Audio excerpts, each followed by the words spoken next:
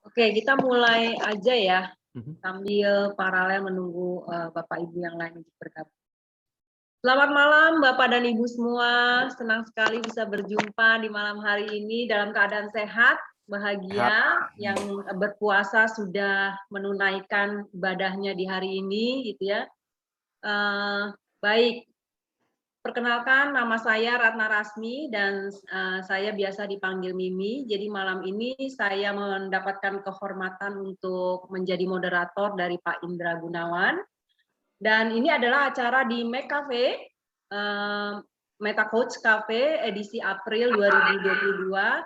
Dan acara ini merupakan acara yang rutin kami adakan setiap bulan ya Bapak dan Ibu di minggu kedua. Acara ini terselenggara merupakan program dari Meta Coach Foundation Indonesia dan juga Institute of Neurosemantic Indonesia yang saat ini sudah resmi badan hukumnya berubah menjadi Perkumpulan Neurosemantik Indonesia.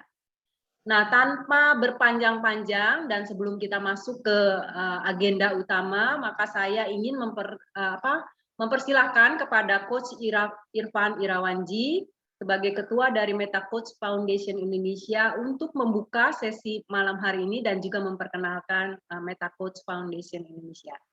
Silakan Coach, waktu dan tempat untuk Anda. Terima kasih Bu Mimi. Selamat datang, selamat malam. Assalamualaikum warahmatullahi wabarakatuh.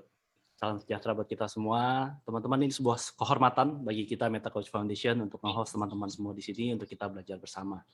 Dan saya sebagai presiden dari Meta Coach Foundation Indonesia ingin menyampaikan bahwa ini adalah acara rutin kita setiap bulan. Setiap Rabu kedua, Meta Coach Foundation selalu menyediakan yang namanya Meta Coach Cafe. Dan ini adalah tempat kita ngumpul-ngumpul, tempat kita santai-santai, tempat kita belajar, tempat kita untuk sama-sama ketika kita di dalam keseharian kita mungkin ada sesuatu yang kita ingin pelajari atau mungkin ingin mengembangkan diri kita untuk menjadi lebih baik. Karena MetaCoach sendiri adalah gabungan dari yang tadi Bu Mimi bilang Persatuan Neurosemantics Indonesia (PNSI) atau di internasional itu dikenal dengan International Society of Neurosemantics. Jadi kita ini terafiliasi dengan Amerika Serikat, baik International Society of Neurosemantics-nya maupun MetaCoach Foundation globalnya. Nah, jadi MetaCoach itu adalah sekumpulan orang-orang yang mencintai neurosemantics, orang-orang yang kebanyakan profesional, di mana kita semua belajar ilmu yang namanya neurosemantics NLP. Nah, itu adalah ilmu bagaimana mengetahui dan menyadari pikiran kita, sehingga kita bisa mengejawantahkan atau embodied itu di dalam diri kita. Sehingga neurosemantics sendiri adalah pelajaran bagaimana caranya kita berpikir, lalu menggunakan semua potensi kita untuk menjadi seorang yang lebih baik. Sedangkan MetaCoach sendiri itu adalah sebuah ilmu coaching yang dikembangkan dari Neurosemantics NLP. Sehingga para MetaCoach sama seperti hari ini Pak Indra dan Bu Mimi serta saya juga, dan juga ada beberapa rekan MetaCoach semua yang di sini, semua mereka yang sudah belajar Neurosemantics dan belajar MetaCoaching. MetaCoaching apa sih? MetaCoaching itu adalah sebuah proses memfasilitasi. Yaitu adalah sebuah fasilitasi di mana kita memfasilitasi individual ataupun grup ataupun organisasi untuk mencapai tujuan-tujuan mereka. Dengan cara apa? Dengan cara ngobrol.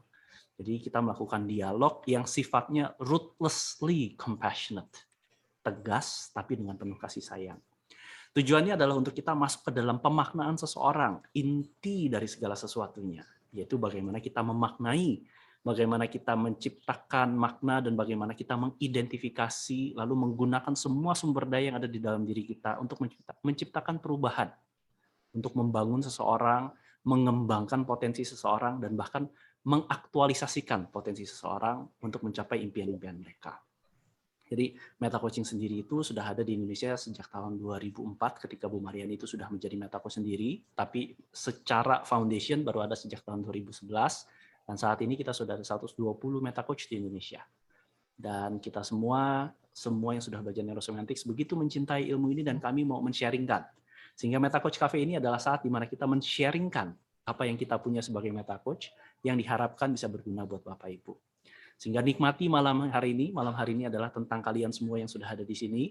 Ini adalah Pak Indra. Pak Indra ini salah satu yang saya hormati dan saya kagumi dengan pengalaman beliau. Beliau akan menyampaikan the Icarus Paradox. Jadi bagaimana itu bisa apply di dalam hidup kita masing-masing. Jadi sekali lagi saya bersyukur, saya merasa terhormat sekali dan senang sekali teman-teman semua ada di sini. Mari kita sama-sama belajar, mari kita sama-sama mengembangkan diri kita dengan cara berpikir yang lebih baik supaya kita bisa mengembangkan potensi kita semua. To your highest and best. Oke, terima kasih Coach untuk opening dan perkenalannya. Baik, Bapak Ibu, dan sebelum kita mulai, izinkan saya untuk menginformasikan house rules-nya untuk di sesi malam hari ini. Jadi acara ini akan berlangsung kurang lebih 1,5 jam, di mana pembagiannya adalah 10 menit untuk pembukaan dan perkenalan, lalu 1 jam pemaparan, ya, dan dilanjutkan dengan 15 menit question and answer, Q&A, dan 5 menit terakhir untuk penutupan. Baik, kami harap Bapak dan Ibu yang tidak terkendala oleh sinyal untuk bisa menyalakan videonya karena kami menikmati kehadiran Bapak dan Ibu semua di sini, gitu ya. Kemudian kalau videonya dinyalakan, suaranya harap di-mute karena biar kita juga bisa mendengarkan pemaparan yang disampaikan dengan jelas, gitu ya.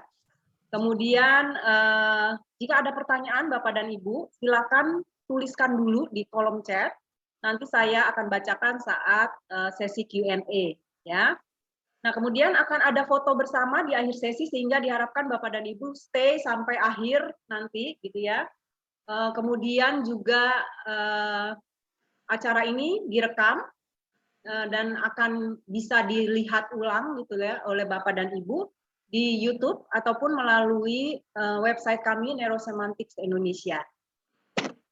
Nah, kemudian jika sinyal putus karena kita virtual ya Pak, sangat tergantung pada sinyal internet. Silakan kembali lagi ke sini, kami masih akan ada di sini sampai jam 9 nanti. Oke, last but not least, hopefully Bapak dan Ibu semua bisa menikmati sesi pemaparan di hari ini, gitu ya. So enjoy the session.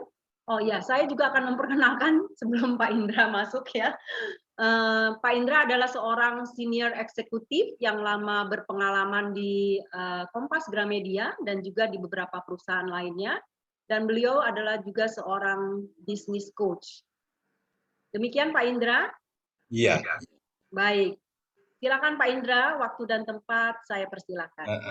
Ya, baik. Terima kasih semua. Jadi kita sharing saja. Tapi nanti mungkin Coach Irfan perlu juga menjelaskan pada beberapa kesempatan karena banyak orang yang masih belum memahami apa itu neurosemantik ya dan apa kaitan dengan NLP. Seolah-olah ada anggapan bahwa apa yang namanya neurosemantik itu berusaha memanipulir orang atau apa, tidak demikian. Bahkan kita itu justru ingin mengembangkan potensi yang ada pada orang yang bersangkutan. Nanti ada satu kesempatan barangkali Coach Irfan bisa menjelaskan ya. Ya, lebih jauh. Ya, Pak. Ya, oke. Nah, saya ini coba memaparkan apa yang disebut Icarus Paradox ya.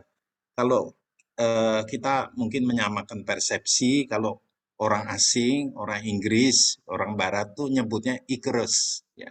Tapi saya lebih suka kita pakai vokal ya, yang lantang, yang kedengeran untuk kita orang Indonesia Icarus begitu saja. Daripada Icarus gitu kan kurang enak. Kemudian kedua, itu subtitle A Lesson for Life. A Lesson for Life itu maknanya banyak ya. Ya pelajaran untuk kehidupan. Kehidupan apa? Karena saya ngambil posisi di sini sebagai eksekutif ya, business coach, memang porsi yang terbanyak saya akan berbicara mengenai dunia bisnis terus terang ya. Itu Pak. Namun sebenarnya Icarus Paradox itu juga bisa ya bermakna kalau kita membawakan katakan untuk personal development. Ya. Ini nanti bisa kalau ada waktu juga boleh disinggung, tapi porsi terbanyak paparan saya ini mengenai dunia bisnis terus terang. Dan kalau menyangkut personal development, nanti ini bisa mengkait dengan katakan pandangan Daniel Kahneman ya, thinking ya fast and slow ya. itu ada kaitannya. Kalau nanti ada waktu boleh. Ini bisa juga ya, kalau kita mau menyinggung masalah lain, bidang lain. Ya. Tapi karena biasanya di MetaCoach itu kita tidak ingin menjadikan apa yang sudah gaduh di masyarakat itu untuk masuk di perkumpulan di grup kita ya. Jadi kita biarkan katakan yang rame perpecahan politik itu nggak usah masuk di sini. Jadi ini bisa aja kita bicara Icarus Paradox dalam konteks itu, tapi saya kira saya tidak mau ke arah sana karena biasanya dalam ya di lingkungan ya MetaCoach itu kita lebih banyak berbicara mengenai ilmu ya. Jadi kita tidak begitu ingin melibatkan diri dengan politik praktis. Nah, di dekat akhir sesi itu saya sengaja tampilkan sebuah apakah Icarus Paradox dalam kaitannya dengan olahraga. Saya mengambil dalam hal ini contoh dari dunia tinju, terus terang. Dunia tinju mengenal beberapa juara tinju ya. Misalnya Mike Tyson, Muhammad Ali, Floyd Mayweather ya. Nanti kita lihat, nanti juga ada cuplikan videonya ya. Siapa yang sebetulnya di antara para juara itu yang sebetulnya bisa melepaskan diri dari jebakan yang saya sebut Icarus Paradox. Siapa yang bisa melepaskan diri dari para juara? Nanti tapi itu dengan videonya dekat akhir sesi aja kita simpan. Mungkin menarik karena saya penggemar tinju juga. Nah, ini slide pertama. Berikutnya mungkin Bu Mimi. Ini slide pertama. Kemudian slide berikutnya. Nah, saya akan menjelaskan siapakah Icarus. Icarus itu sebuah tokoh dari mitologi Yunani ya. Nah, kemudian dia putra dari Daedalus. Daedalus itu adalah seorang seniman, pematung, ya, dan sekaligus juga sebetulnya dia yang merencanakan labirin. Ya. Labirin itu adalah sebuah ruangan ya, dengan struktur berliku-liku demikian rupa. Ya. Sehingga kita masuk dari A, kita mengharapkan nanti keluar dari labirin. Taunya di labirin itu kita keluar, nggak bisa keluar, tapi kita di ujungnya kita kembali ke A lagi. Nah itu menunjukkan kepiawaian apa yang Daedalus itu. Ya, dia persembahkan ini untuk rajanya waktu itu, Minos kalau nggak salah namanya. Namun ya namanya raja ya, raja dengan seniman hubungannya tidak selalu baik, apalagi raja-raja zaman dahulu. Pada suatu saat itu ibaratnya pecah kongsi lah. Daedalus pecah kongsi dengan rajanya, walaupun dia sudah mengabdi, dia sudah membuatkan labirin dan segala macam, pecah kongsi, sehingga sebetulnya dia dengan putranya itu ingin lari dari Pulau Kreta. Larinya bagaimana? Kemudian Daedalus itu membuat sayap. Sayap, ya, dikumpulkan sayap. Sayap itu dilekatkan pada tubuh Icarus dengan lilin. Ya, zaman dahulu kala kan belum ada pesawat terbang, belum ada segala macam ya, parasit juga nggak ada. Itu zaman ya lama sekali. Ya. Nah, kemudian percobaan Icarus dulu yang terbang. Nanti setelah Icarus baru Daedalus nyusul. Namun dia berpesan pada Icarus, ya, Anda itu jangan terbang terlalu rendah. Kalau Anda terbang terlalu rendah, sayapmu nanti kena laut, ya, cair. Ya. Nanti Anda menabrak pohon atau rumah, ya, tentu nggak bisa. Tapi juga dipesan, Anda itu jangan terbang keliwat tinggi, menyongsong matahari, gitu ya. Tapi Icarus ini punya suatu kecenderungan. Ya. Nanti kita akan lihat kemudian nanti kaitannya apa dengan pelajaran dari MetaCoach. Dia terbang terus. Ya. Itu ada film dokumenter yang menyatakan Icarus love the sun, mencintai matahari. Padahal itu pantangan untuk mendekat ke sana. Ya, dia terlalu dekat. Ya. Tentu sayapnya yang dilekatkan hanya lilin, lilinnya lumer. Kemudian dia jatuh, ya, jatuh ke laut dan meninggal. Itu ceritanya dari Icarus itu seperti itu. Berikutnya kita bertanya, paradoks Icarus. Paradoksnya itu apa? Sebetulnya paradoks itu kan secara umum adalah pernyataan ya, yang seakan-akan berlawanan ya, berlawanan di permukaan, tapi kalau direnungkan lebih mendalam, itu sebenarnya ada mengandung kebenaran. Misalnya, kalau Anda hendak memimpin sebagai pemimpin rakyat, Anda hendaknya sekaligus mengikuti. Kok memimpin tapi mengikuti? Ya, tentu dalam hal ini artinya memimpin itu hanya bisa dilakukan kalau ingin dipatuhi, itu mengikuti apa yang keinginan dari rakyatnya. Nah, begitu. Jadi memimpin tapi sekaligus mengikuti. Itu paradoks. Itu contoh. Nah, dalam hal Icarus, itu paradoksnya ya. Kekuatan yang ada pada dia. Kekuatan yang membuat dia bisa terbang tinggi. Itu justru menjadi sumber kejatuhannya. Jadi kekuatan menjadi sumber kejatuhan. Kekuatan menjadi sumber kelemahan. Kuat tapi sekaligus lemah. Di sini paradoks Icarus. Dia yang bisa, dia sebetulnya sudah meloloskan diri dari Pulau Kreta.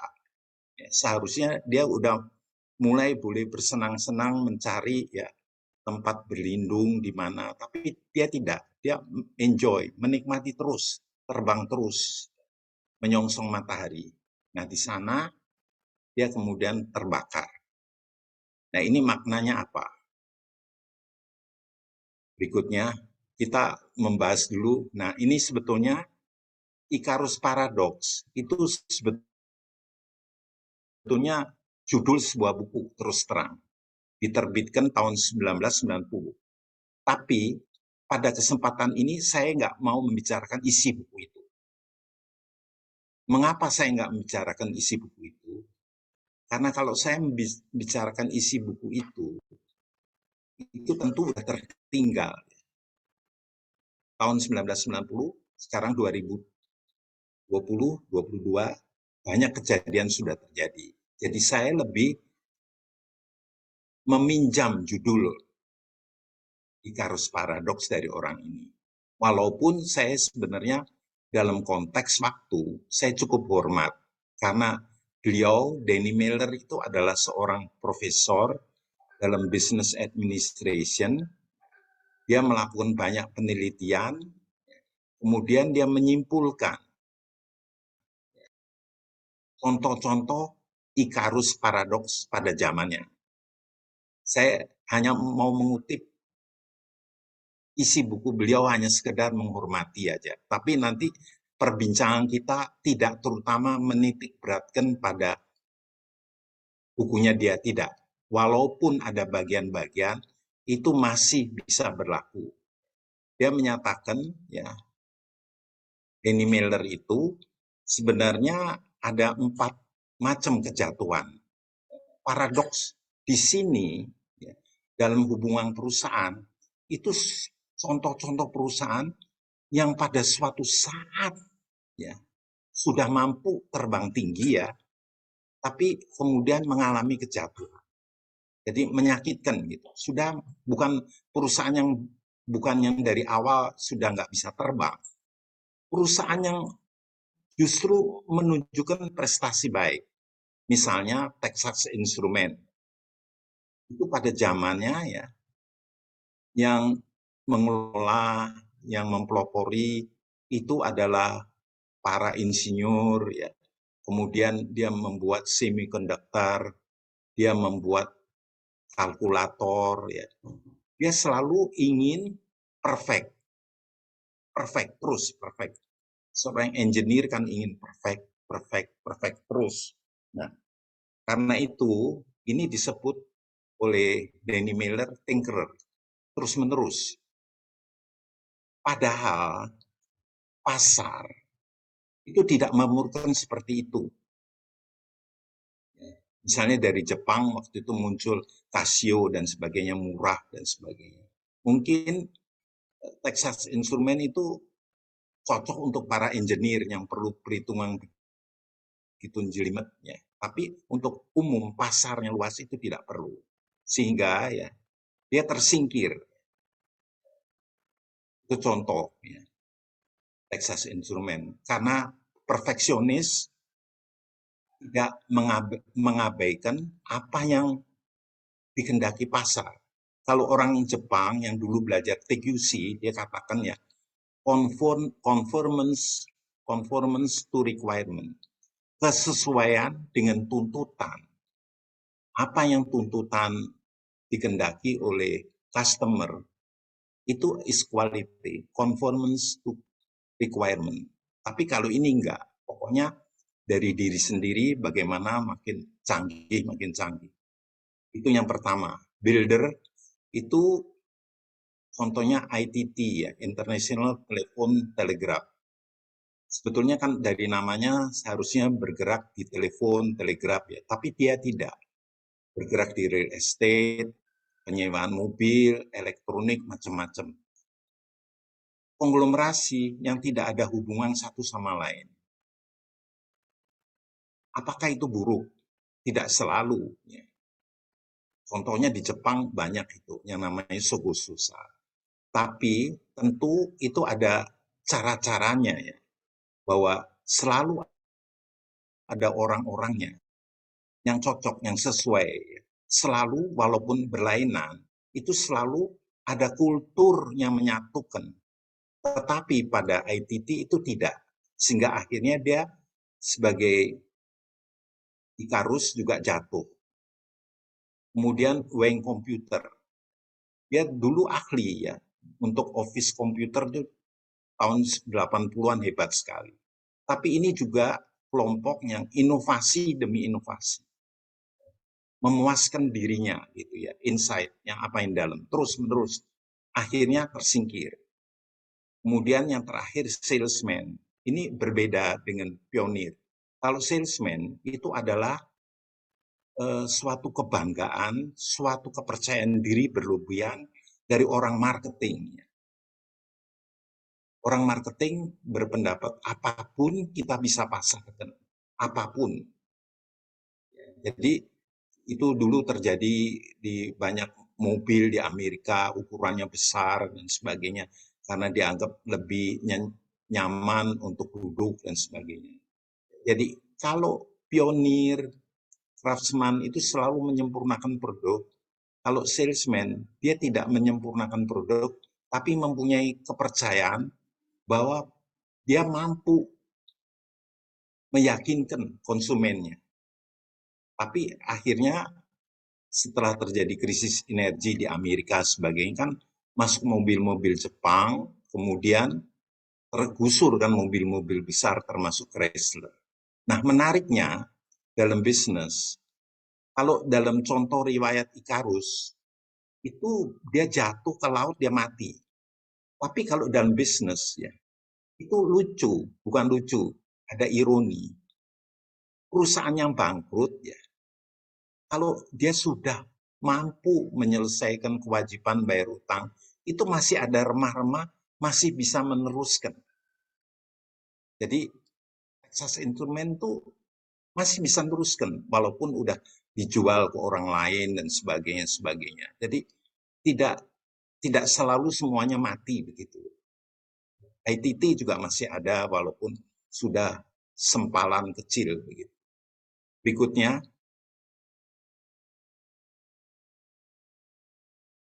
Nah, Kalau menurut saya yang utama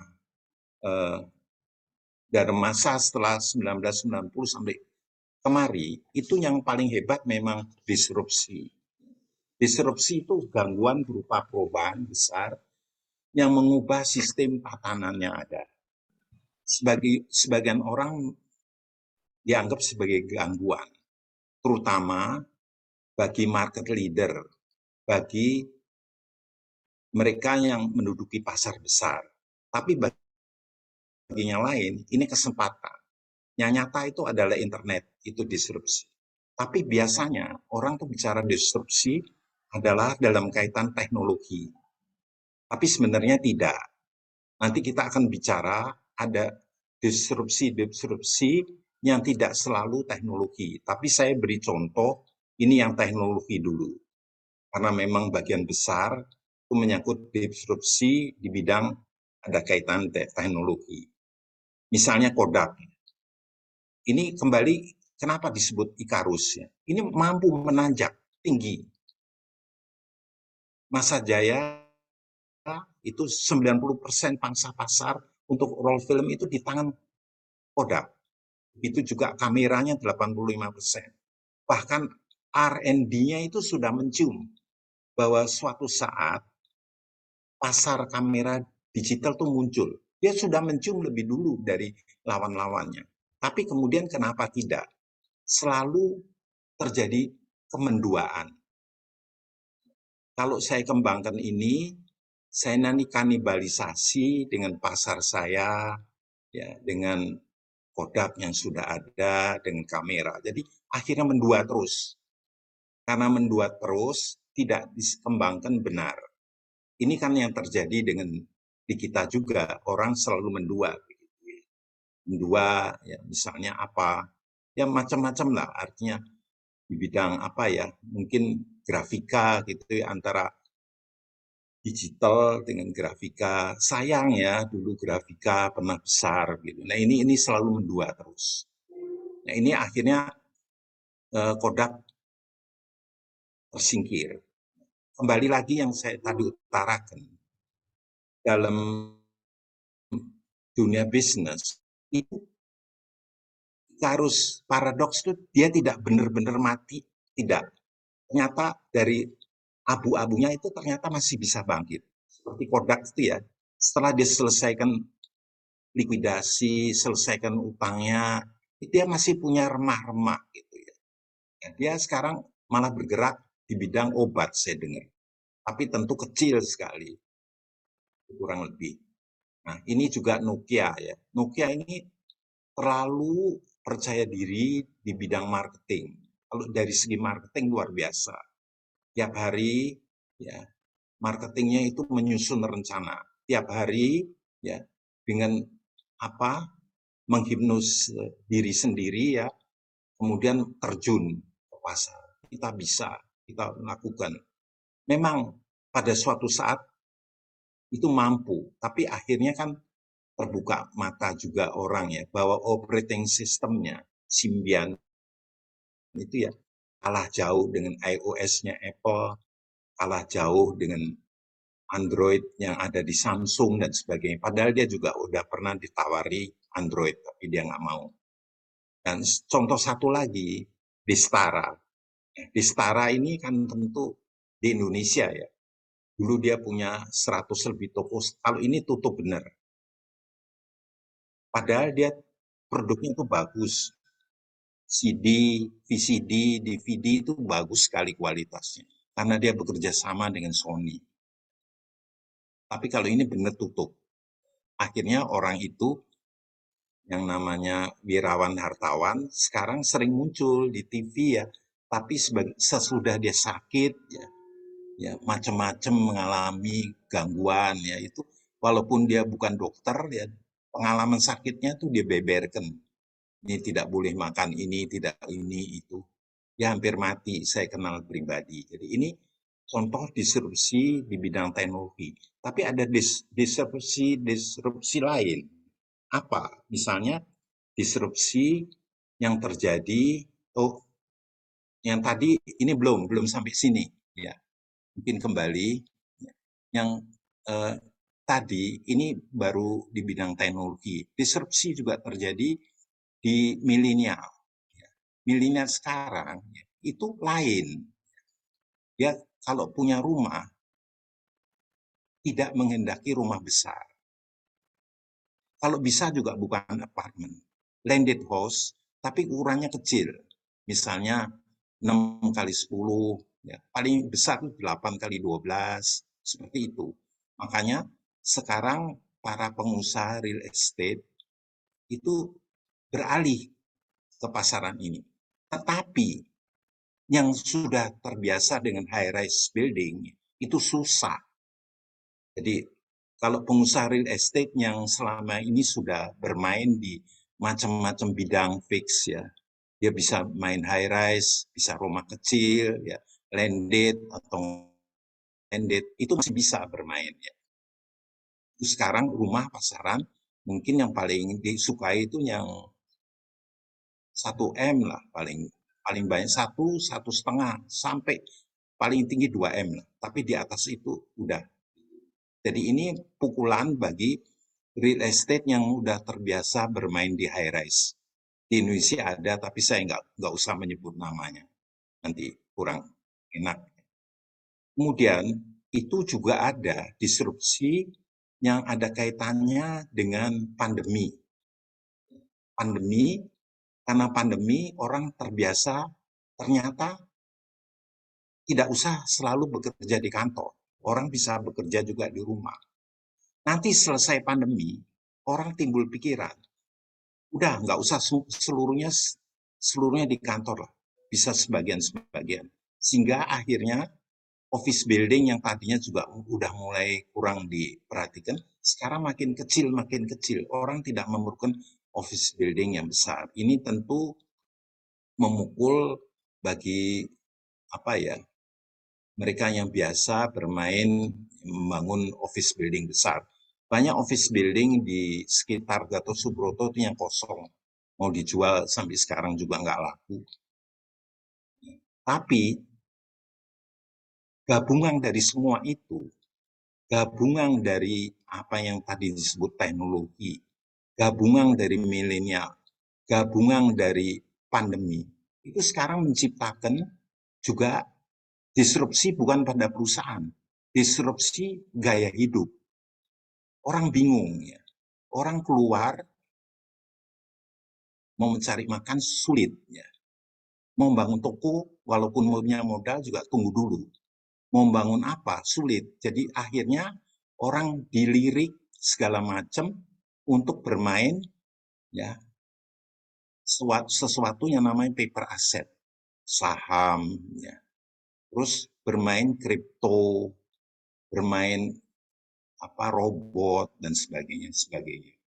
Padahal ya, kita tahu sendirilah, itu sebetulnya kalau kita membongkar datanya, sudah puluhan atau barangkali juga ratusan triliun uang orang di Indonesia, mungkin dari terutama keturunan milenial atau orang yang haus begitu ya, yang sudah lenyap gitu ya.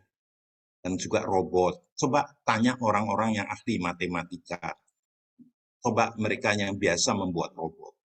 Apa robot itu bisa dipercaya? Apa robot itu dengan algoritmanya bisa benar-benar menyatakan yang sesungguhnya? Ada seorang yang ahli matematika, dia membuat robot untuk dirinya mencoba. Kan selalu dijanjikan akan menang-menang ya, apakah forex atau apa. Kalau kalah akan berhenti. Dia mencoba untuk dirinya. Dia bermain 10 kali. Ya. 9 kali dia menang. Menangnya kecil-kecil. 10 kali. Yang ke-10 dia kalah. Kalahnya itu begitu besar, menyapu habis kemenangan-kemenangan kecil. Jadi hati-hati. Tapi inilah bagian disrupsi gaya hidup yang mungkin membuat segalanya juga jungkir balik. Apalagi kalau nanti dolar dan sebagainya, kita nggak tahu ya nanti bagaimana ya. Dolar ya hubungannya. Ada orang bilang dolar nanti akan turun, tapi sebaliknya yuan juga nggak mau terlalu tinggi, karena yuan tinggi memukul ekspornya, jadi tarik ulur juga. Jadi itu tidak mudah. Ini contoh disrupsi. Berikutnya, saya memberikan contoh-contoh ini adalah misalnya di Indonesia orang suka bermain dengan financial leverage. Leverage itu kan titik ungkit ya. Titik ungkit itu dengan tenaga sedikit ya, kita bisa mencapai hal yang besar. Misalnya kita kalau memikul 2 koper, barangkali masing-masing barangkali 30 kilo, 30 kilo. Tapi dengan suatu benda, dengan mengungkit, dengan tidak capek, kita barangkali bisa mengangkat banyak. Ini finance leverage itu bukannya jelek ya, dengan berutang. Itu bukannya jelek. Tapi bagaimana orang menghitungnya, bagaimana orang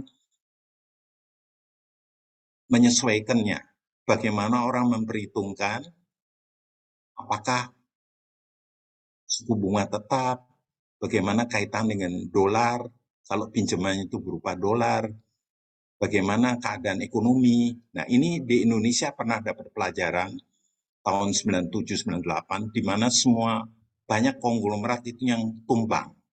Ya.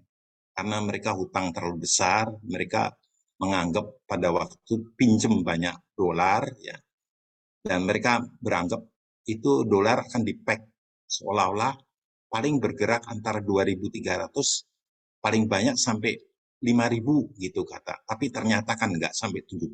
Jadi banyak yang jatuh. Ini juga maksud saya harusnya apa? Jadi ada orang yang melejit gara-gara utang besar ya, tapi kemudian mengalami kejatuhan. Karena tidak memperhitungkan bahwa ekonomi pun siklus bisa berputar. Tidak selalu maju.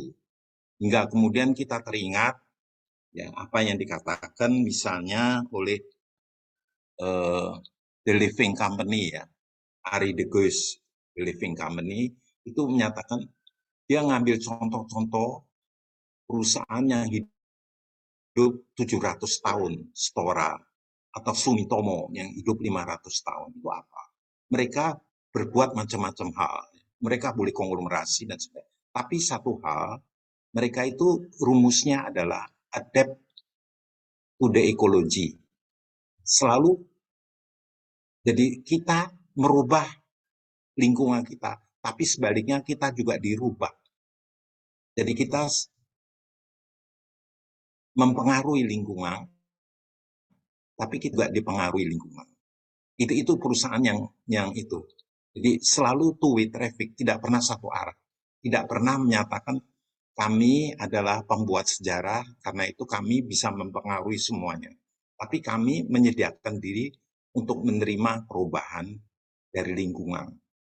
Nah ini ciri berikutnya selalu juga ya mereka konservatif dalam hal keuangan. Yang saya sebutkan itu adalah perusahaan yang dengan taktik-taktik ya di atas financial leverage atau apa mencapai puncak tapi kemudian jatuh. Karena ya jumawa, keenakan, keterusan bahwa dengan mengendarai dengan utang-utang besar mereka pernah mencicipi sesuatu yang apa ya besar gitu, mengagumkan. Tapi dia lupa bahwa ekonomi ya keadaan itu selalu ada siklus. Berikutnya, nah ini siasat bisnisnya curang. Ini juga kalau contoh yang sering terjadi di literatur itu Enron. Enron itu perusahaan energi, ya, kemudian itu selalu melakukan creative accounting, melakukan financial engineering, pinter dan sebagainya, sehingga sahamnya terus naik. Dan Arthur Andersen sebagai bagian dari Big Five, itu yang kemudian mengaudit. Kok mengikuti aja begitu, sehingga akhirnya begitu terbongkar ya, mau nggak mau dia juga harus tutup Arthur Andersen. Padahal namanya dulu salah satu dari the Big Five company, di samping Pricewaterhouse, di samping yang lain-lain itu, Deloitte dan lain-lain. Nah, ini saya ambil contoh klasik ya, tapi sebetulnya kalau kita jujur, di Indonesia banyak juga yang mempraktekkan ini. Saya nggak perlu nyebut ya, tapi Anda yang jeli memperhatikan daftar 100 perusahaan terkaya di Indonesia 10 tahun lalu dengan 100 perusahaan terbesar ini, itu sudah ada yang dulu ada, sekarang nggak ada. Nggak usah disebut, Anda nanti kalau menyebut dianggap kita apa gitu. Padahal mereka kan juga sedang berbenah memperbaiki diri. Berikutnya,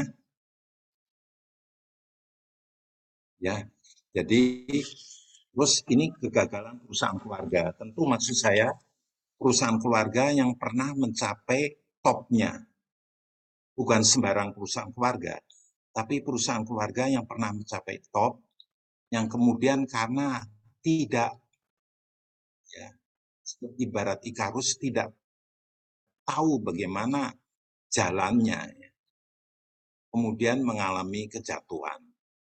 Di masa lalu ada perusahaan namanya Kianwan, di masa lalu ada perusahaan nama Dasaat, Asimning, ya. Kita juga pernah dengar perusahaan keluarga Nyonya Menir dan sebagainya. Itu bagian dari sejarah. Dan di Indonesia 95% adalah perusahaan keluarga, dan perusahaan keluarganya itu umumnya di sini kalau menurut Pak Abis Susanto ya, dalam bukunya itu karena rata-rata dipimpin orang-orang yang bukan ismen. Ismen itu acceptable, karismatik, energetik. Jadi dalam perusahaan keluarga itu seolah-olah anak itu dipaksakan menjadi direktur, anak dipaksakan jadi ini. Padahal barangkali dia ya mungkin tidak bodoh-bodoh amat, tapi barangkali ya posisinya dia bukan menjadi direktur lah. Paling posisinya mungkin dia jadi manajer, tapi dipaksakan menjadi direktur. Padahal sejumlah kualifikasi tidak dimiliki. Nah, tentu saya salut ya dengan beberapa perusahaan yang mempunyai teknik-teknik bagaimana mengembangkan. Saya ambil 2 contoh ya. Ini, misalnya di perusahaan kacang Garuda ya, Sudamek. Ya. Dulu itu dia tidak boleh masuk di perusahaan itu. You harus berkelana dulu di luar. Dia berkelana. Bekerja di perusahaan Johar Sutanto atau apa itu, yang partnernya dari Salim Group. Kemudian dia bisa mencapai direktur keuangan apa. Setelah itu baru dia dipanggil pulang. Sekarang kau baru boleh memimpin. Itu saya kira baik. Mungkin juga begini. Misalnya Salim Group ya. Itu punya beberapa keluarga ya. Tapi orang itu Lim Swee Lyong, dia memilih yang paling jeli.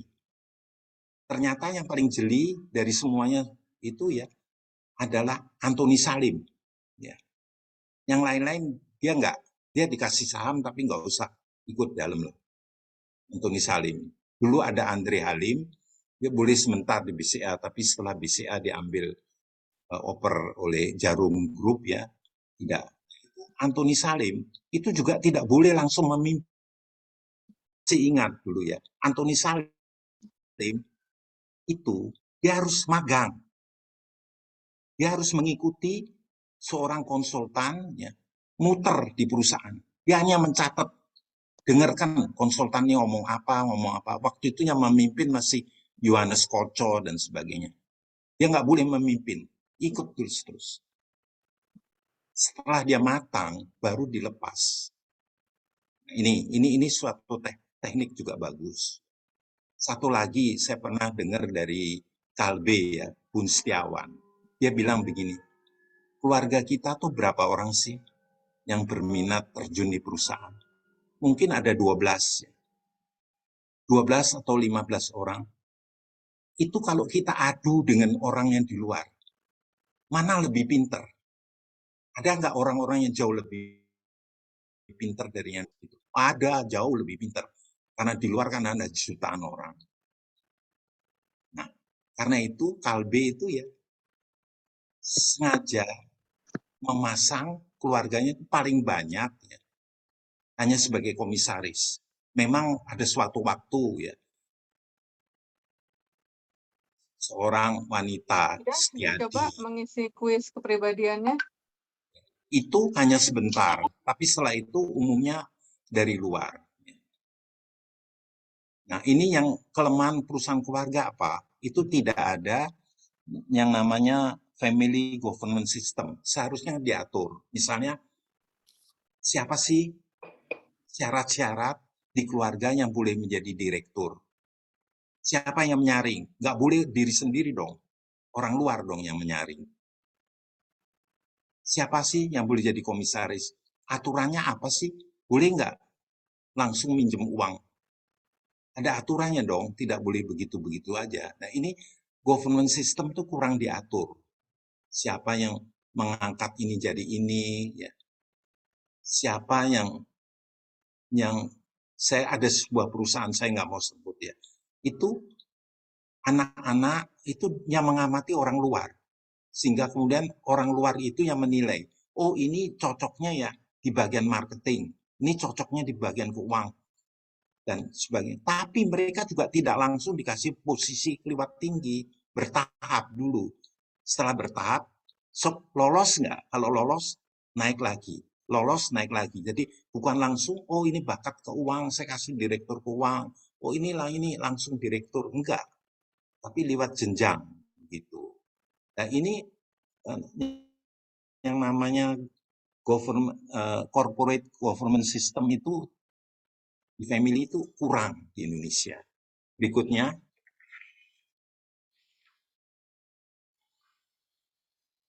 ini juga, nah ini saya cepat aja, ini mungkin udah berapa menit lagi ya, masih Bu Mimi baru setengah jam ya, mungkin ya. Nah ini kita lanjutkan, kegagalan perusahaan keluarga, ya. Generasi pertama itu membangun, yang kedua membesarkan, yang ketiga menghancurkan, ya. Itu Pameo ya.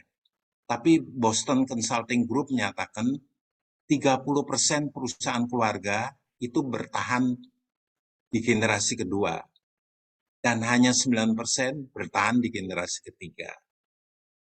Berikutnya itu ada yang menyatakan ada dua jenis family business. Family owned business itu 20%.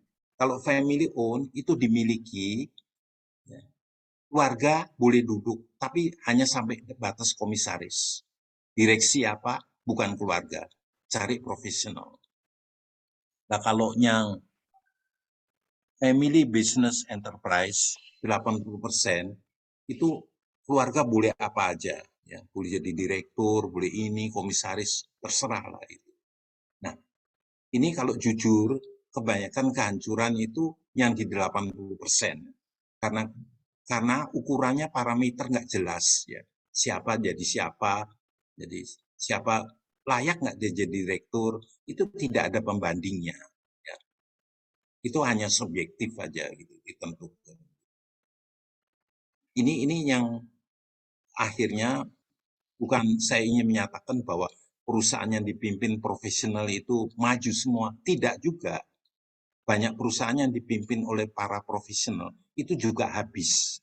Jadi hendaknya waktu memilih profesional itu benar-benar ya yang dikatakan oleh Teddy Rahmat ya, bahwa profesionalnya itu punya leadership, bahwa profesionalnya itu punya karakter.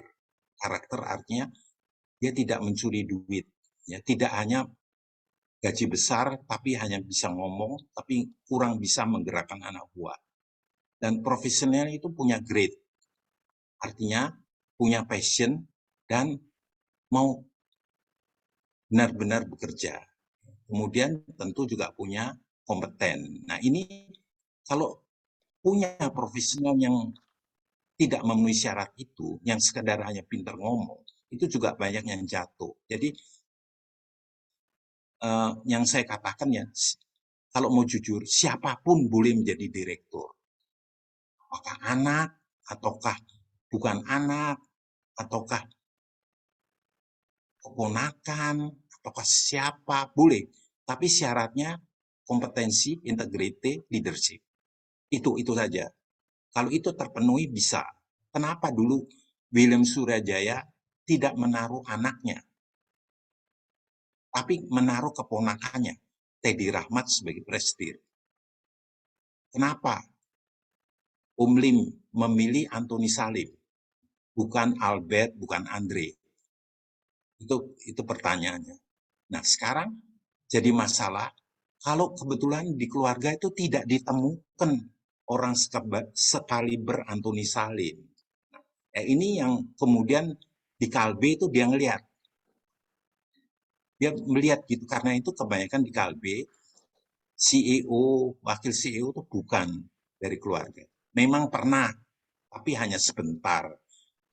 Irawan Setiadi kah? Itu hanya sebentar aja, sekarang sudah jadi itu. Ini jadi tidak ada rumus yang pasti, tapi semua akhirnya kembali ke kompetensi, ya. Akhirnya kembali ke integriti, akhirnya kembali ke grit yang bersangkutan, dan kembali ke leadership. Berikutnya,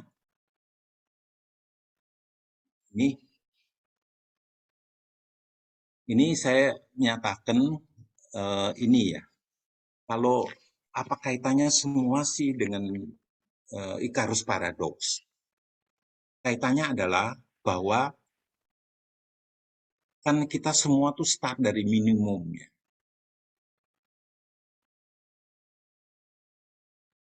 Beberapa orang ya, itu dengan perusahaannya itu optimum. Optimum itu artinya yang sebaiknya. Tapi banyak orang tidak puas dengan sebaiknya. Terus menjadi maksimum. Maksimum itu yang tertinggi, terbesar, dan sebagainya. Nah, Icarus itu dia tidak ingin berhenti pada optimum. Optimum itu bukan menengah. Optimum itu yang terbaik. Optimum itu the best. The best itu bisa aja terbesar, bisa saja. Kalau semua sistemnya mendukung. Tapi the best itu belum tentu optimum. Bukan, the maksimum itu sering tidak optimum. Tapi di Indonesia, orang selalu diarahkan maksimum. Bagaimana membuka cabang sebanyak-banyaknya. Bagaimana kita meraih ya proyek real estate sebanyak-banyaknya. Sehingga sering terjadi hal-hal yang ironis. Sebuah perusahaan real estate yang cukup kenal ya, itu pada waktu dia belum begitu besar seperti sekarang ya, itu tiap tahun bisa membagi dividen, setiap tahun gaji karyawan naik, tapi begitu dia terjang terus maksimum ya, likuiditasnya kurang, semua apa-apa tersungkur ya, jatuh di aset-aset, tapi aset itu aset yang tidak liquid, asetnya tidak mudah dijual, sehingga kemudian perusahaan real estate itu sekarang menawarkan ya, sebuah perusahaan real estate terkenal, saya nggak ingin menyebut namanya, itu begitu karena dia selalu berpikirannya maksimum, nggak apa-apa.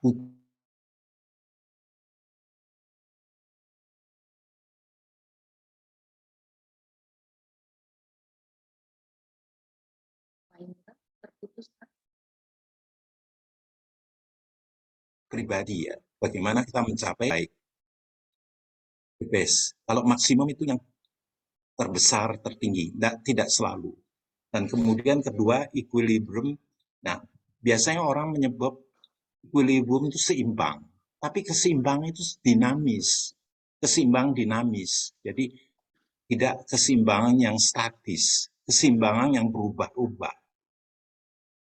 Ini kemudian surfing at the edge of chaos. Ini juga suatu ini ya.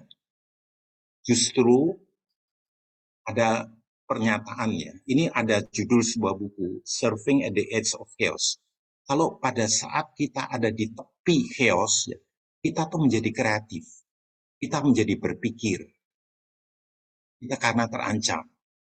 Kalau orang itu punya, ya, artinya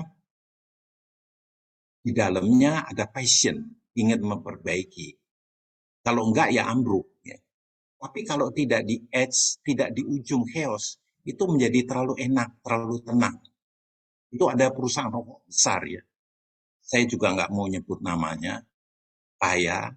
Tapi karena dia udah tenang, enak ya, itu generasi kedua, ketiganya itu banyaknya nggak sekolah. Atau sekolah sembarangan gitu. Nah toh setiap tahun, setiap apa dapat dividen lumayan. Jadi ini bahayanya. Jadi kalau tidak di tepi ya, tidak tertantang, itu justru juga keenakan berbahaya. Berikutnya, nah mungkin Ibu Mimi mau sesuatu atau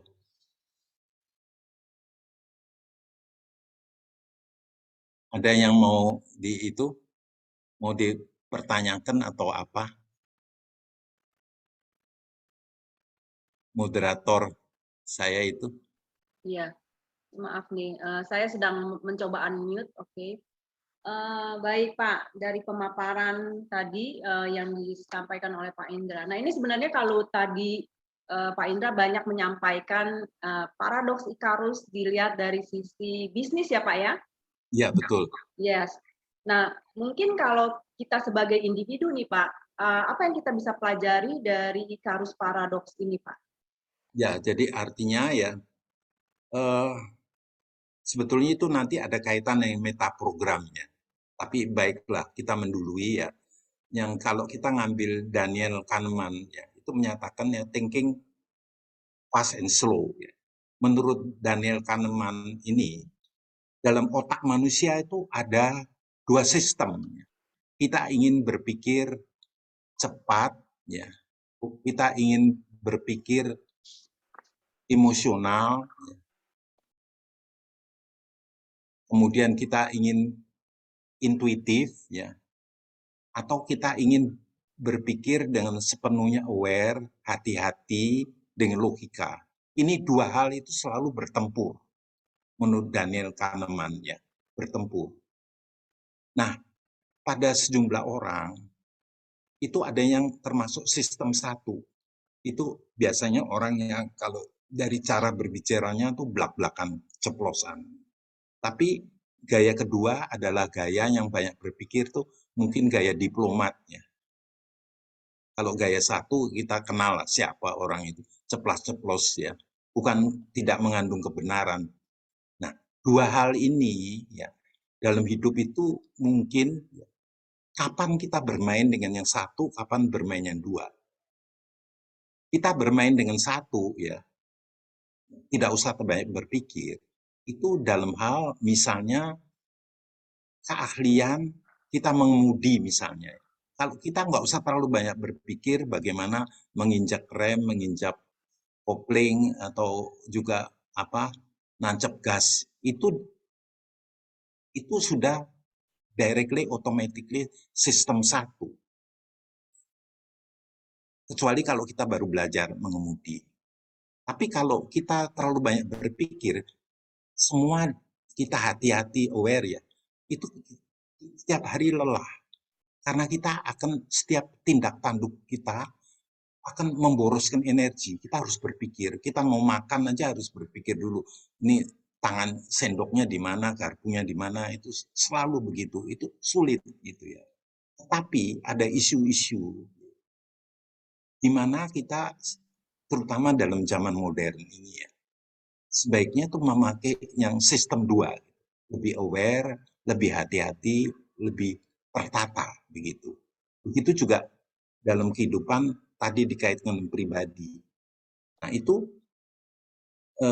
dia dalam paradoks ini ya, kalau kita lihat ya, Ikarus tuh arahnya sebetulnya orang yang cepat, yang sistem satu lah gitu. Dan sistem satu langsung mengambil yang tertinggi gitu ya. Kalau dalam Chinese itu ada yin dan yang begitu. Ini orang yang selalu yang begitu. Selalu ingin ibarat api menerjang terus. Itu Ikarus tuh ya. Sebetulnya kalau dalam kehidupan pribadi itu seharusnya bisa bermain gitu, lentur. Ya, kapan bermain dengan sistem satu, sistem dua. Itu nanti pertanyaan itu akan jelas kalau kita masuk ke meta program, ada sambungannya. Kita kira lanjutkan dulu dengan meta programnya. Baik, Pak Indra. Nah, meta program itu kan kita dulu belajar dari Michael Hall ya. Sebetulnya meta program itu kan sebuah filter saringan internal yang ada di dalam diri kita ya. Yang kemudian itu menentukan reaksi sesuai pola-pola yang terbentuk dalam dirinya. Jadi itu sebetulnya sebuah lensa mental. Nah, ini ada kaitan dengan persepsi. Persepsi adalah sebetulnya disebut melihat hal-hal yang kita percaya, ingin, dan harapkan. Persepsi itu cara pandang. Meta program itu semacam persepsi. Tapi meta program itu melihat dari satu kontinum, dari satu ujung ke ujung lain. Misalnya dia melihat global detail, optimis pesimis, itu meta program. Jadi dia sejenis persepsi. Nah sekarang ada hal-hal ya di meta program itu yang mungkin kita langsung seperti Daniel Kahneman itu langsung spontan. Tapi ada hal-hal yang sebaiknya ya kita berpikir dulu begitu. Terutama dalam isu-isu yang katakan yang hal yang kita nggak kenal. Itu dikatakan juga misalnya isu-isu yang kita nggak paham. Misalnya isu menjadi kaya mendadak dengan bermain saham kripto. Memang ada datanya bahwa dulu kripto naik sekian ratus %. Tapi itu kan histori. Apakah sekarang setelah semua orang tahu akan terjadi itu? Ternyata tidak kan. Jadi ada hal-hal yang harus diendapkan. Tidak langsung, oh ada seorang influencer bicara di TV atau di mana begitu ya, di media sosial, bahwa dia kaya mendadak gitu ya, atau dia dengan jalan begini begitu ya, itu harus hati-hati lah. Kalau ada kaitan dengan uang, katanya bebaskan kita dari emosi.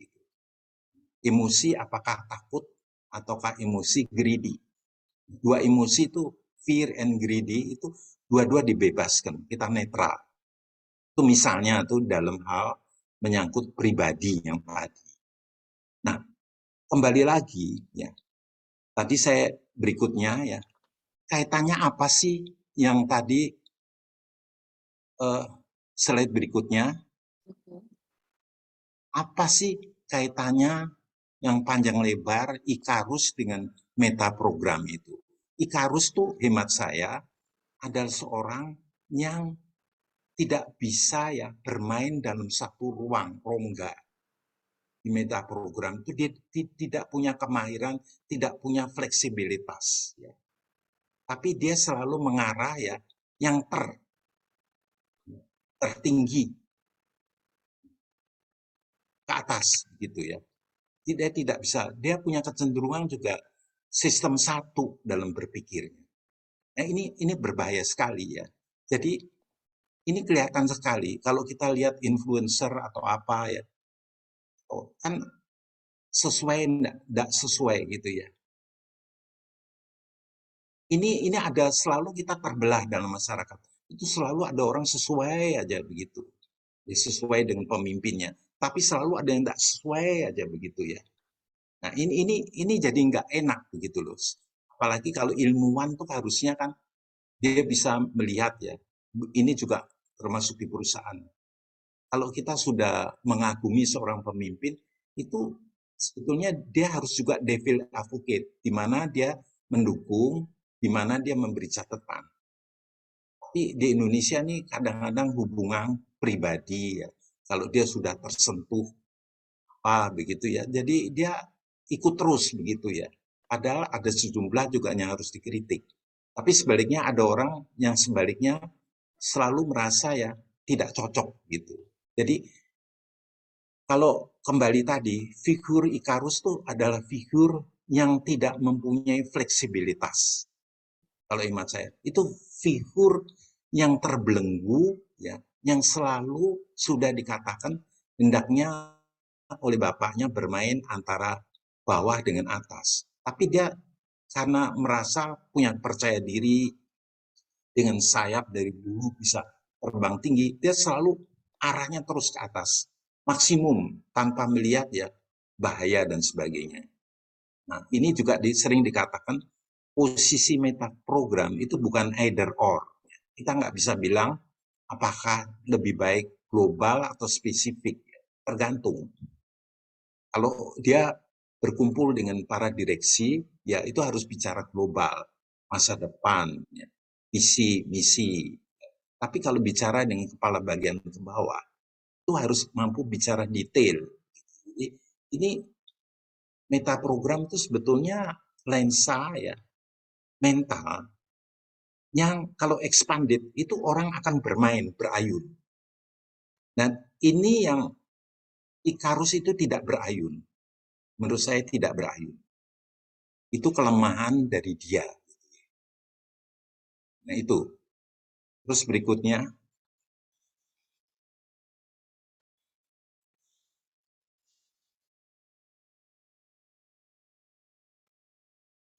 Berikutnya, ini dia diberi kebebasan, ya. Tapi karena dia nggak berayun. Tapi di mitos zaman dulu, berayunnya tuh gampang. Hanya atas dan bawah, atas bawah. Tapi kalau abad ke-21 nggak hanya atas bawah. Ancaman itu bukan hanya dia kebentur air, kebentur rumah, atau kebentur matahari. Di tengah pun dia ada badai, ada petir.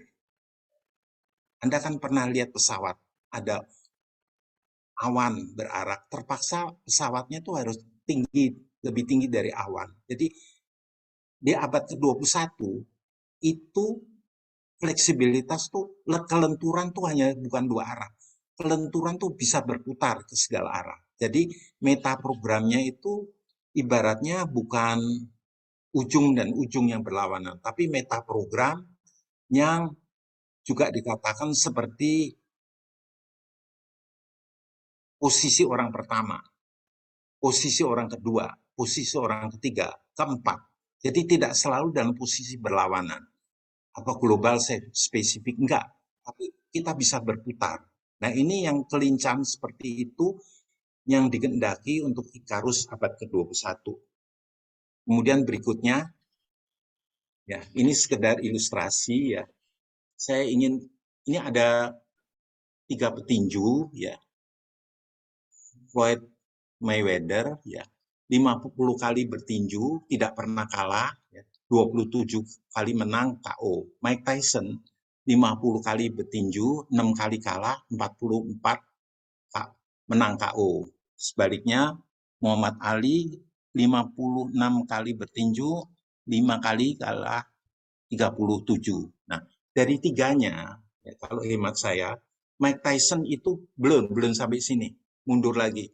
Mike Tyson itu, kembali lagi, Bu, Mike Tyson itu adalah petinju yang paling kuat. Ya, dengan satu pukulan tembok roboh. Ya. Tetapi dia tuh selalu either or. Kalau dia menang, menangnya KO. Kalau nggak menang KO, dia kalah. Ya, jadi either or ini. Kemudian setelah dia tidak bertinju, keuangannya dia bangkrut. Kemudian kalau Muhammad Ali, itu kan semboyannya ya, dance like a butterfly, sting like a bee. Berarti ini orang dari sekian petinju yang paling cepat, paling gesit dia. Tetapi dia punya kelemahan. Dia menyediakan dirinya tuh dipukul. Jadi dia senang jual beli pukulan.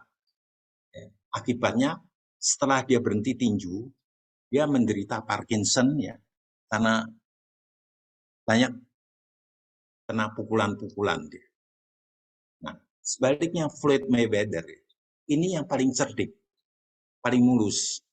Dia 50 kali kemenangan tidak selalu KO. Tapi dia disebut pretty boy. Ya. Dia setelah selesai bertinju, dia adalah petinju yang paling kaya dari semua petinju. 500 juta US dollar atau apa begitu ya. dia mukanya yang paling bersih. Dia tidak senang dengan jual beli pukulan. Dan setelah dia selesai bertinju, dia masih menjadi promotor. Jadi kalau menurut saya dari ketiganya ini, yang paling cerdik, yang paling mulus itu Floyd Mayweather. Walaupun dia belum pernah menjadi juara dunia kelas berat, ya, tapi dia sudah menduduki 4 kejuaraan dunia di 4 kelas. Bulu terbang, bulu super, welter, ya, kemudian menengah ringan. Tapi dia yang hemat saya, yang 3 ini yang pandai meloloskan diri dari jebakan Ikarus. Kalau Mike Tyson itu antara menang dan kalah. Kalau dia menang total ya. Kalau kalah, kalau nggak menang 44 roboh, ya dia yang kalah. Kalau Muhammad Ali ini senang agak bermain-main. Jadi dia gesit, tapi dia senang jual beli pukulan. Ya. Kepalanya dipukulin ya oke, nggak apa-apa. Berikutnya kita lihat pertandingan tinju ya. Nah ini ya, ini 2 tinju ini ya, dua-dua ini luar biasa. Dua-dua ini menurut saya memenuhi syarat ya. Tidak ingin mau dipukul. Baik Floyd Mayweather maupun Canelo Alvarez itu bukan petinju yang kena dipukul.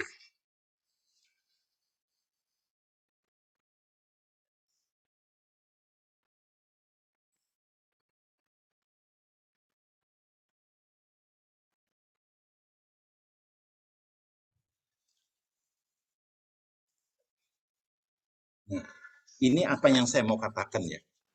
Sebetulnya kedua petinju ini ya, Canelo Alvarez itu juga juara tinju di 4 kelas ya. Kekalahan satu-satunya hanya dari Floyd Mayweather. Setelah itu dia tidak pernah kalah. Ya. Floyd Mayweather sudah turun panggung, udah pensiun. Canelo Alvarez masih. Ya. Ini 2 petinju ini menurut saya, hemat saya, adalah 2 orang ya yang memukul, menyerang, dan dia tidak membiarkan diri dipukuli. Ya, jadi ini yang menurut saya mereka yang melepaskan diri dari jebakan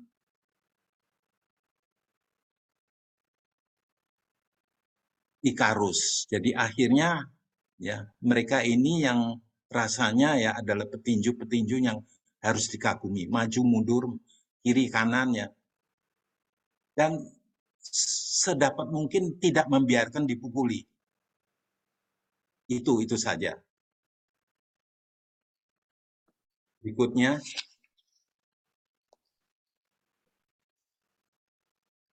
Nah, saya hanya ingin menyimpulkan, ini sedikit agak mirip dengan Darwin ya. Tapi saya robah sedikit, kalau Darwin tuh menyatakan organisme, makhluk hidup. Bukan yang terkuat, tapi yang lincah, adaptif, yang bisa bertahan. Tapi kalau di pemaparan kita, itu tidak hanya berlaku untuk organisme. Dalam sistem thinking, kita melihat organisasi, apakah perusahaan, perkumpulan, partai politik, itu terdiri dari manusia. Dan terdiri dari manusia, kalau dia bekerja sebagai manusia, dia bisa bertahan hidup. Tapi kalau dia bekerja bagaikan mesin, dia nggak bisa hidup panjang. Nah ini kan kesimpulan dari apa yang tadi disebut, ditulis oleh Arie de Geus. Perusahaan-perusahaannya hidup 700 tahun, 500 tahun, itu selalu ya memperlakukan perusahaannya itu ibarat manusia.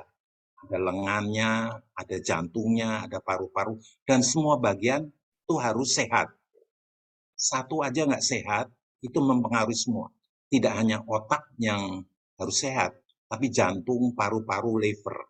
Ini yang terus berubah dalam ekosistem. Dalam arti ekosistem itu kita bukan hanya inside out ya, tapi kita rendah hati juga mau menampung outside in. Apa-apa yang dari luar. Ya. Kalau kita ingin bertahan, kita harus inside out dan outside in. Jadi 2 arah. Saya kira dari saya paparannya sekian dulu. Barangkali ini sudah 1 jam ya? Belum? Sudah, Pak. Sudah ya, 1 jam 6 menit. Ya, oke. Oke, baik. Terima kasih Pak Indra untuk pemaparannya yang padat, rasanya asik dengerinnya gitu ya, banyak yang disampaikan. So ini tentang paradoks ya, paradoks itu unik ya Pak ya. Kadang sesuatu yang kita anggap apa ya bertentangan gitu ya Pak ya. Ya, betul. Oke. Nah, kalau dari Bapak dan Ibu ada pertanyaan kah? Silakan Pak, Bu. Kalau ada pertanyaan. Ada yang ingin bertanya? Kalau ada silakan raise hand. Saya sambil Ya, kita tukar pikiran lah, kita sama-sama belajar lah gitu. Nah, sambil menunggu mungkin Ada Pak nih Bang Indra. Mimi, Oh, ada? Pak Cipto. Oh, Pak Cipto, silakan Pak. Ya, menarik paparan dari Pak Indra. Saya ingin dapat komentar Pak Indra melihat anak-anak muda sekarang bikin startup yang saya lihatin mungkin sebagian agak bertentangan dengan apa yang tadi dipaparkan oleh Pak Indra, karena sekarang ini kan orang bikin perusahaan itu bukannya cari revenue, cari untung, tapi lebih ke arah cari usernya, sehingga akhirnya kalau usernya banyak diharapkan nilai perusahaannya tinggi seperti itu. Jadi ya saya lihatin itu teori yang belum tahu apakah benar atau enggak. Menurut Pak Indra bagaimana? Ya, sebetulnya kalau jujur ya masing-masing mengandung kebenaran ya. Dalam arti kata apa?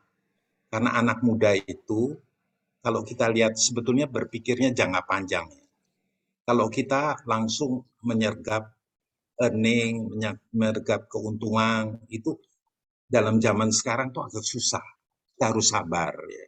Cuman kembali lagi ya, kalau dalam hal kita menumbuhkan ya, itu juga tetap ya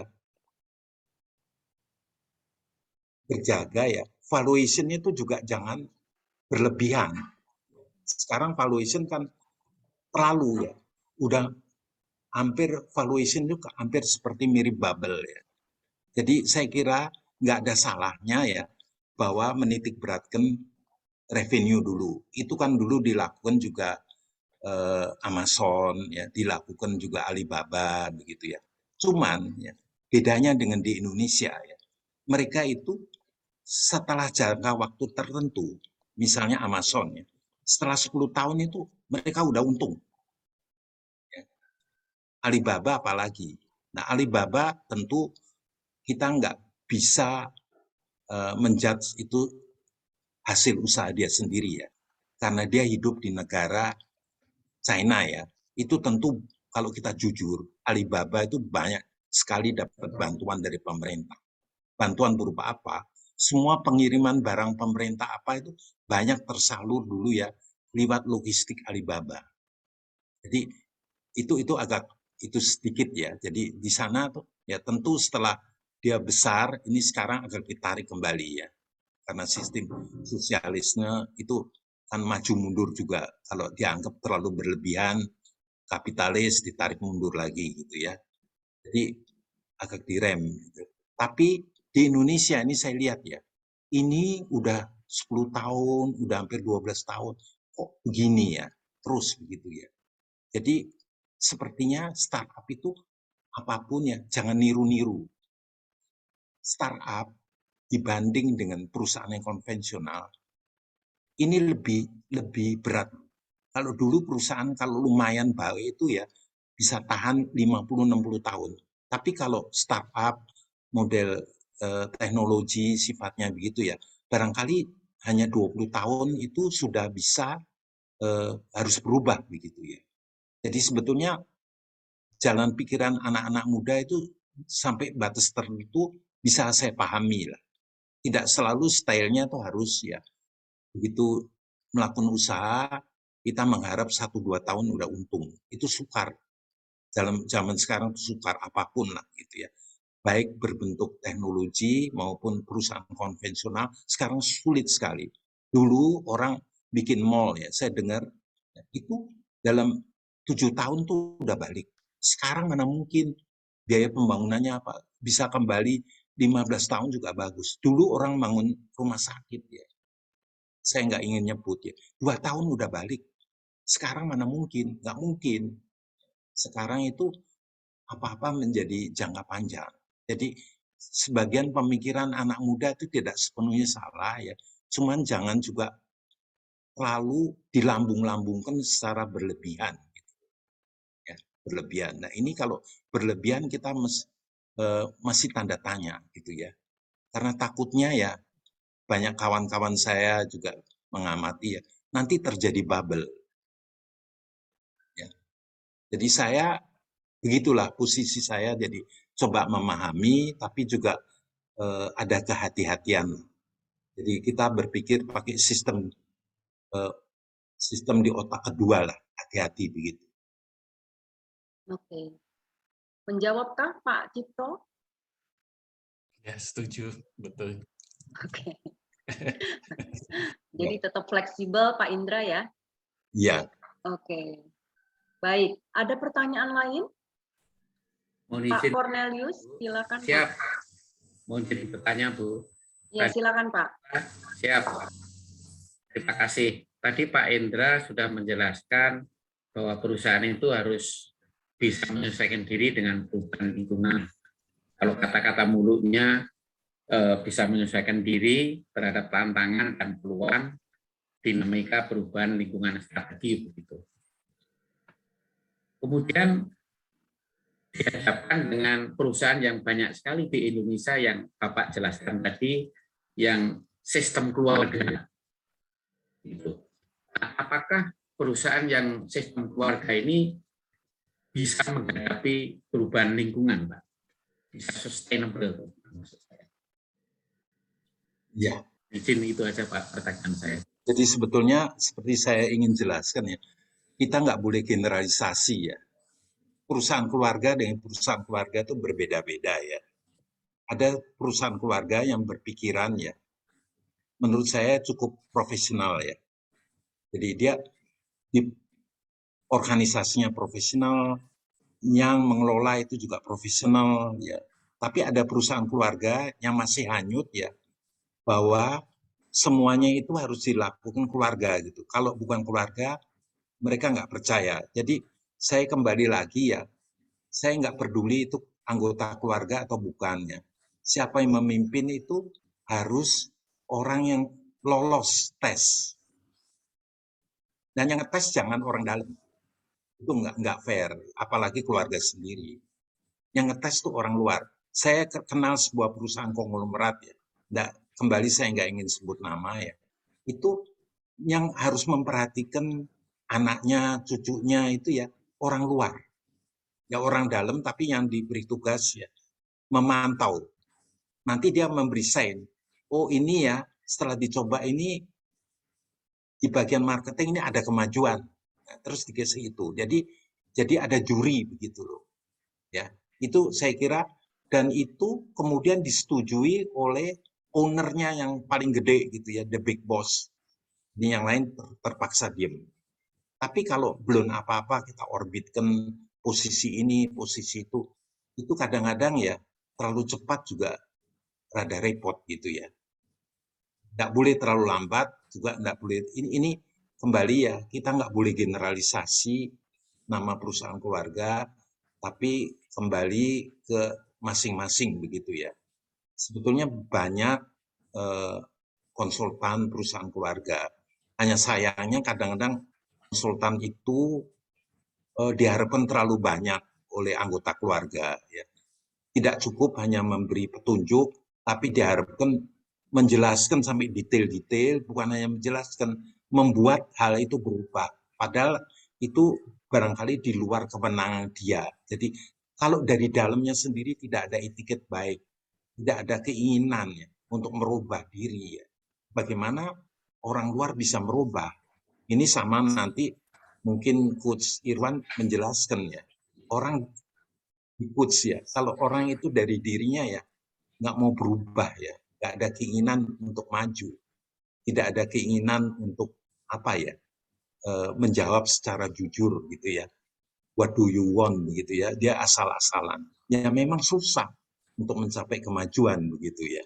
Jadi kembali lagi ya di perusahaan keluarga itu harus ada keterbukaan, kejujuran ya dari banyak pihak. Itu kalau menurut saya begitu. Tapi saya nggak suka menggeneralisasi seolah-olah seluruh perusahaan keluarga itu jelek gitu. Enggak juga ya. Enggak juga. Ada juga yang setelah tersesat sadar. Tapi entah ini terlambat atau enggak ya kita lihat. Ada yang suatu saat baik ya. Tapi generasi berikutnya saya amati, wah nggak ada yang bagus nih, bagaimana ya? Rela nggak dia mengoper keluar nih? Pada generasi dia ditemukan seorang hebat. Tapi saya lihat keturunan dia nggak ada yang bagus. Bagaimana ya? Ini yang kemudian menjadi persoalan besar. Jadi kadang-kadang dalam hal ini tuh tidak ada ya rumus yang jelas. Baik. Mudah-mudahan menjawab Pak Cornelius. Siap, sangat memuaskan, Pak. Sangat Walaupun memuaskan. keluarga, yang penting walaupun keluarga asal profesional ya, Pak ya. Asal ya, ya asal Profesional. orang itu perform. Ya kadang-kadang kata profesional itu juga salah ya. Oh, siap. Kata profesional itu seolah-olah seorang yang mempunyai ya katakan pendidikan, seorang yang katakan sudah pandai bicara ya, tahu teori-teori itu udah dianggap profesional.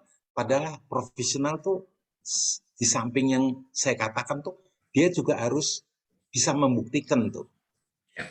Itu kalau dia dengan kata-kata dia bisa membuktikan, itu baru profesional. Kalau baru berhenti di kata-kata itu saya kira belum profesional ya. Itu baru ya semacam wacana atau pengetahuan gitu. Ya. Ya. Oke, waktunya udah mendekati jam 9, masih ada satu pertanyaan terakhir. Bu Chandrani, silakan Bu, open mic. Ya, selamat malam Ibu Ratna, terima kasih. Selamat malam Pak Indra.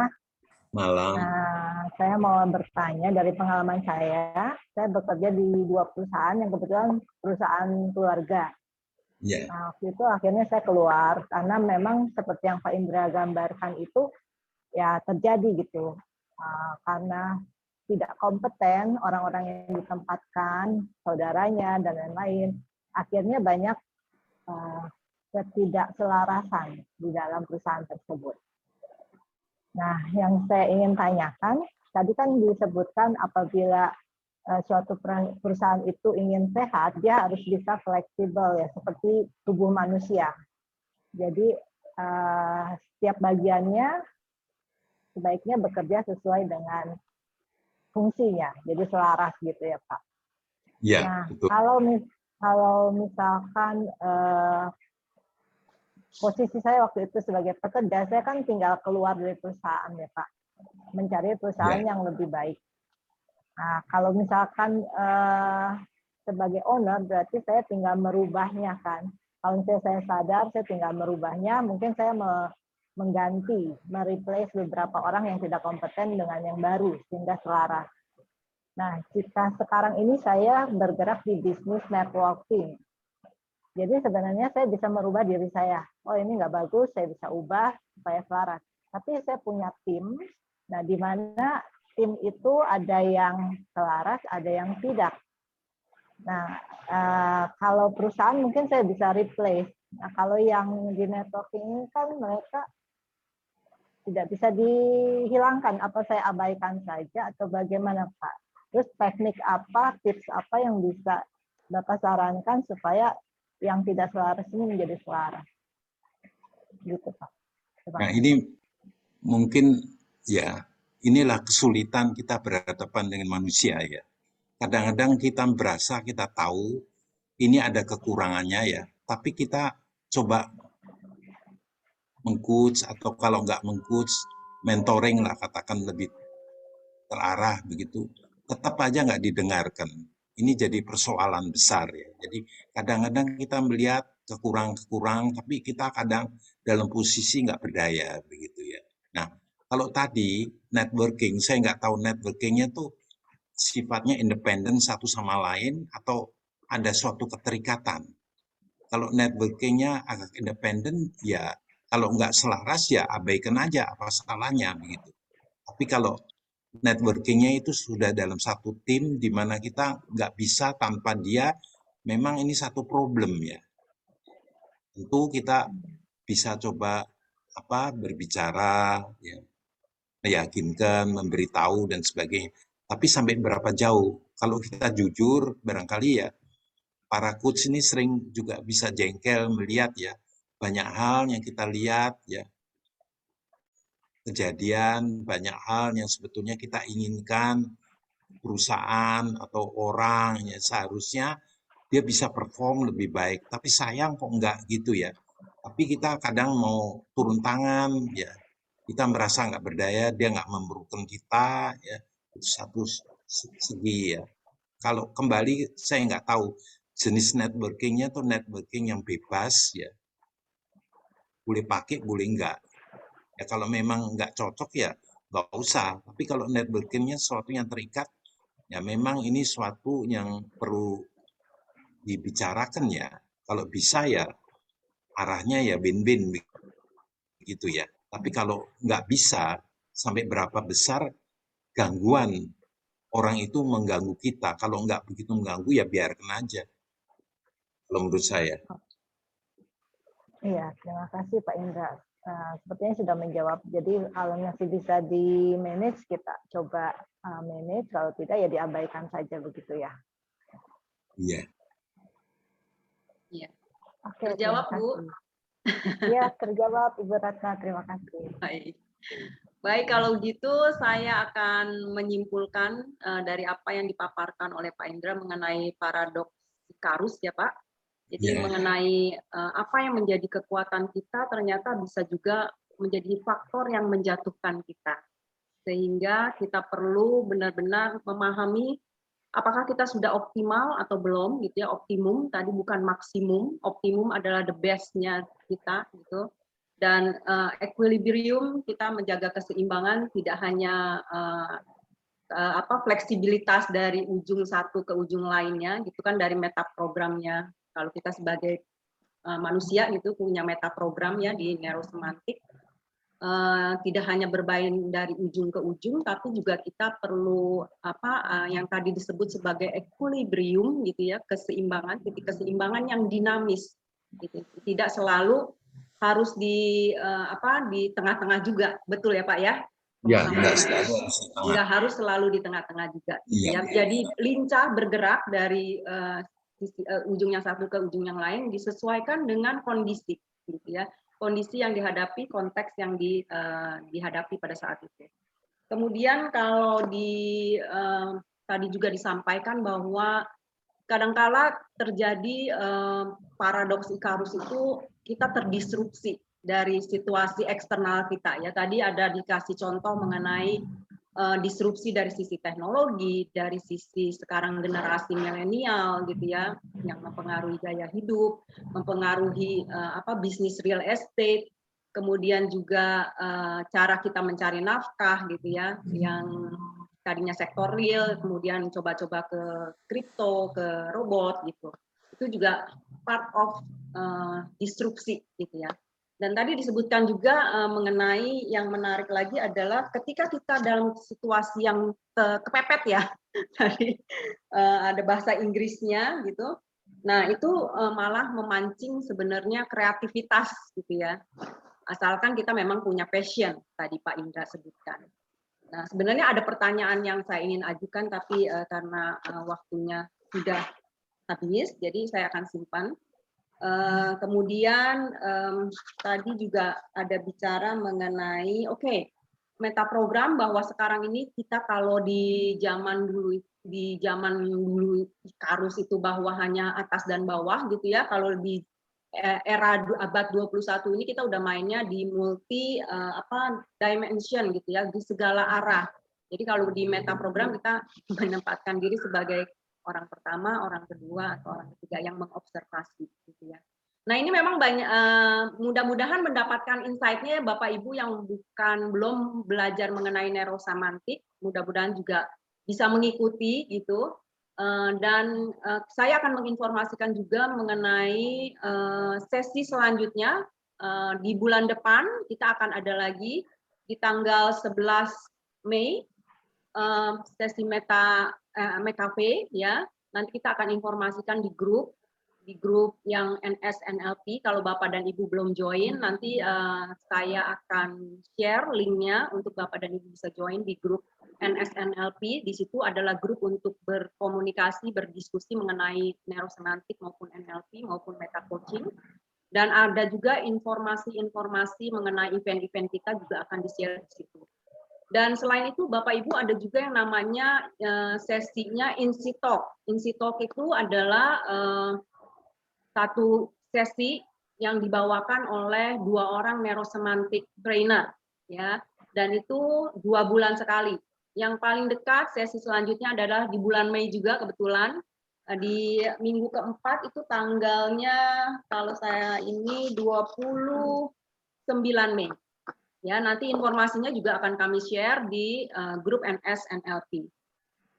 Lalu nanti Bapak dan Ibu juga silakan kalau mau berkunjung ke website kami, itu ada Neurosemantik Indonesia. Ini Bapak dan Ibu bisa melihat rekamannya dari event-event kita yang sebelumnya, juga dapat melihat program-program yang akan berjalan gitu ya, sehingga bisa tahu kapan aja akan adanya. Oke, sebelum kita selesai, boleh saya minta Bapak dan Ibu untuk buka kamera agar kita bisa berfoto bersama. Sama-sama Pak Adrianus. Mari silakan. Oke, di layar saya ada 2 layar ya Bapak dan Ibu. Silakan dibuka kameranya dan saya akan mulai foto. Silakan senyum. 1, 2, 3. Oke, layar kedua. Senyum terbaik. 1, 2, 3. Oke. Terima kasih Bapak dan Ibu semua atas kehadirannya dan tetap stay sampai akhir acara. Sampai ketemu lagi Bapak dan Ibu di tanggal 11 Mei di acara MetaV selanjutnya. Terima kasih. Terima kasih. Selamat Terima malam. kasih. Selamat malam. Pak Indra, terima Ya, kasih. selamat malam. Sama-sama. Terima kasih, Pak Indra. Sehat-sehat semua. Ya. Terima kasih. Malam. Yang berpuasa semoga Malam. puasanya lancar-lancar. Selamat Iya. malam. Amin. Ya, Makasih Pak Indra, makasih Bu Mimi. selamat sih. Iya, Ya. terima kasih Pak Indra, terima kasih Pak. Makasih Sama-sama. semuanya. Ya, Coach. Makasih Pak Indra ya, makasih. Ya, sama-sama. Mari. Terima Pak kasih Indra, Pak. terima kasih. Sangat bagus Ya. Pak Indra. Ya, enggak, itulah. Ya, saya akan bikin Sama-sama parol ya. Ibu Rini. Ya, Selamat mari. malam semua. Ya, Selamat malam, thank you Coach. Thank you. Ya.